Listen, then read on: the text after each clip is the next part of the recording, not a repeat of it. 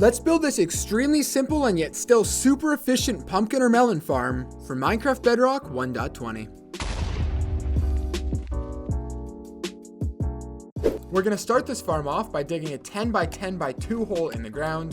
So that's going to be 1, 2, 3, 4, 5, 6, 7, 8, 9, 10 by 1, 2, 3, 4, 5, 6, 7, 8, 9, 10, 2 down, and then I'm going to clear out this entire area. So once it's all said and done, it should look something just like this.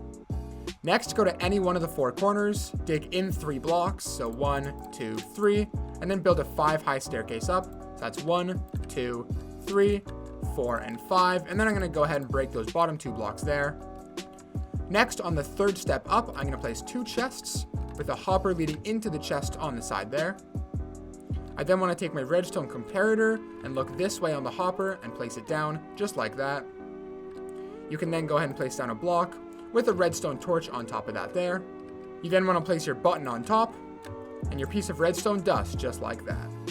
Next, we're going to grab our rails, place 1 powered rail there, followed by 4 normal rails going all the way down just like so.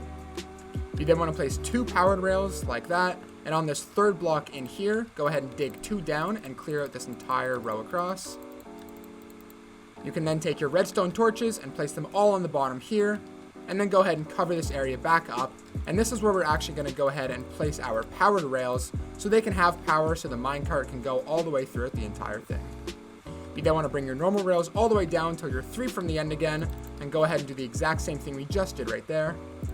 So I've dug out my area, I'm going to place redstone torches going all the way down, cover it back up, and then I'm going to go ahead and place my powered rail, loop these all the way around, powered rail, and then what you're going to do is one before this edge here, you want to turn it. So not this block here, but this one you want to turn, place one like that, and making sure you're doing it in this order so that the rails link up properly. So now what you want to do once you get to the end here is just somewhere along, doesn't really matter where it is, go ahead and break down 2 more and place your last redstone torch just to make sure that this minecart does actually make it all the way. You're then going to connect with regular rails going into that. And then the final thing you have to do for the rails is just make sure that you go ahead and break this rail over here, and it should connect to this row here. So if it doesn't, break that one, replace it again so it curves that way, and then place it so it looks something just like this. As you're going to see now, when we place down our hopper minecart here, it's going to go all the way, turn, make its way throughout the entire thing, and then go back up, deposit anything that it did collect, and then go all the way back down. So as you're going to see, the minecart's going to come, it's going to go back up, and then it's going to flow back down perfectly in a circle just like this, and that is the collection method for this farm complete.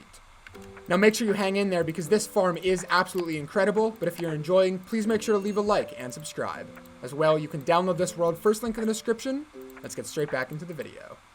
Next, go to the opposite side of where you've built this chest, so over here, and I'm going to use spruce wood just so you can see where my markings are, but you don't have to use this, you can just use whatever you want.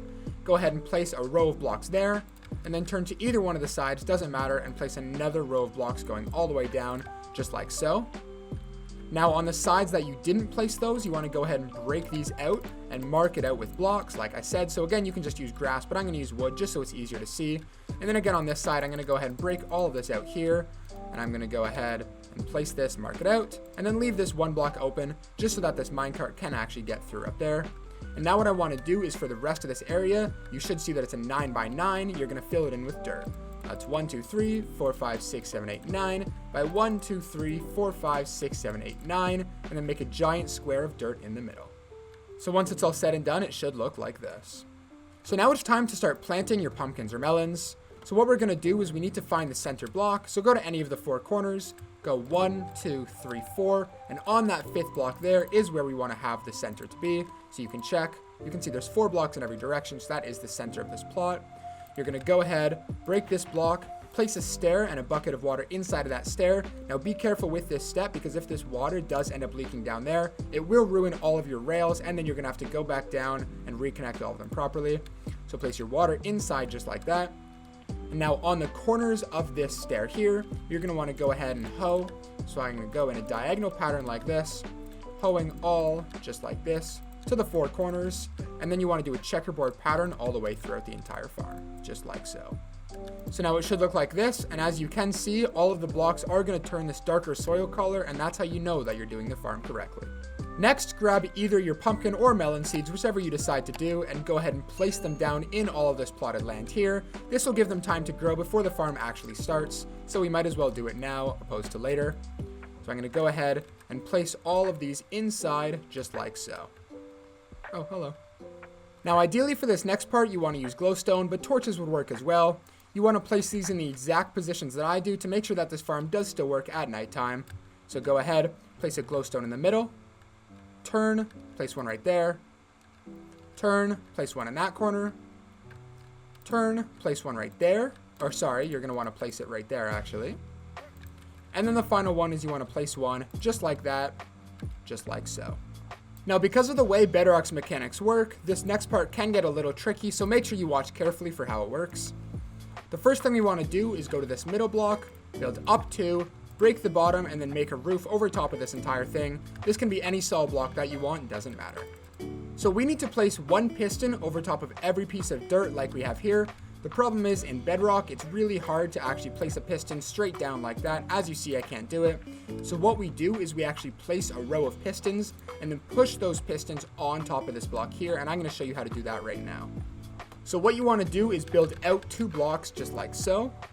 You either want to place one block like that and a piston facing this way with the lever on it, and then go ahead and break that block there. So what you want to do is go inside of here, place two downward facing pistons just like that, and then flick this lever, and as you can see that piston gets pushed over top. I'm going to place my piston, push the lever. I know it is a little bit tedious. You could also use a button to make this more efficient. It is a little bit tedious, but trust me, this farm is definitely worth it. So as you're going to see, I'm going to keep doing this over and over until eventually those pistons do reach the end there. So as you can see, they have reached the end. And now what I want to do is break any piston that's over top of a plant like this one here. So break that one, break that, and break that, just like so. So as you can see, there's one piston over top of every block of dirt, and you want to repeat that process for every single line. So if you want, you can do what I've done here, and I set up this little temporary contraption that just does every single row at the same time. So I place all the pistons, place the button, it pushes all of them, and I'm going to do that for the entire thing, break the ones I don't need, and call it a day. Once you have all of your pistons in place, you can actually go ahead and remove all of the roof that you placed down, so it looks just like this. The next step is to take all of your observers and over top of this block here, go ahead and place one down so you can see the piece of redstone sticking up like that, and you want to do this over top of every single plant, or in other words, in every single one of these holes, not including this middle one with the glowstone here. Next, what you want to do is place one piece of redstone on top of every single one of these observers here, and then on top of every single piston, take one solid block and place it on top as well. Doesn't matter what block this is, just any solid block. And once you have placed all of those redstone and blocks, it should look something like this. Now what you can do is place a block inside of this piece here, doesn't really matter. One more thing I do recommend doing is placing a layer of blocks around the outside here. I am going to use glass, but you can use any solid block that you want. And this is not only so it looks nicer, but also so that the pumpkins and the melons do not fall out of the farm and they all get collected underneath.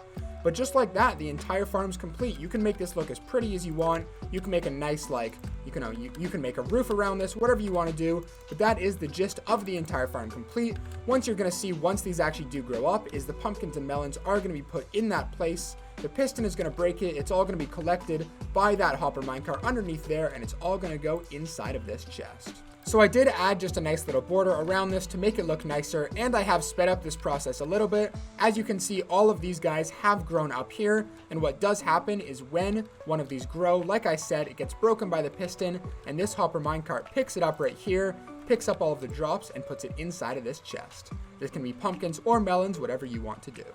I'm going to turn my tick speed up just a little bit so you can see this process and what it looks like. You can see when it grows, it gets broken by that, and then it all gets picked up. That is going to be it for today's video. If you enjoyed, please make sure to leave a like and subscribe. As well, like I've mentioned, you can download this world, first link in the description. That's going to be it for today's video, and I'll catch you guys in the next one. BlazedMC out.